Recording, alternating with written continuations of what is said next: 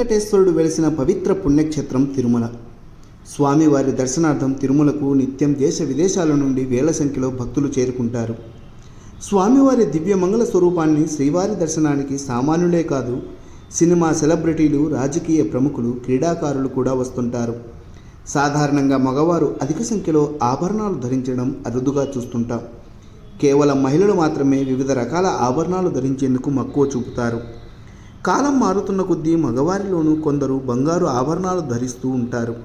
గ్రాముల్లో కాదండి, ఏకంగా కొన్ని కేజీ బంగారు ఆభరణాలు పురుషులు ధరిస్తున్న పరిస్థితి మనం చూడవచ్చు. తిరుమలకు శ్రీ వెంకటేశ్వరుని క్షణకాల దర్శన భాగ్యం కోసం వచ్చిన భక్తులను క్యూలైన్లో తన వైపు తిప్పుకునేలా చేశారు ఓ భక్త బృందం. 3 వ్యక్తులు ఒంటిపై ఏకంగా భారీ స్థాయిలో ఆభరణాలు ధరించడం చూసి శ్రీవారి భక్తులు ఆకర్షితులయ్యారు. తిరుమలకు శుక్రవారం నాడు పూణేకు చెందిన భక్తులు స్వామివారి సేవలో పాల్గొన్నారు.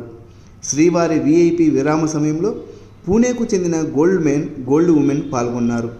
బ్రేక్ దర్శనంలో పూణేకు చెందిన గోల్డ్ మ్యాన్లు సన్నీ ననా వాగ్చోరి, సంజయ్ దత్తాత్రేయ గుజర్, ప్రీతి సోని శ్రీవారి దర్శనార్థం తిరుమలకు వచ్చారు.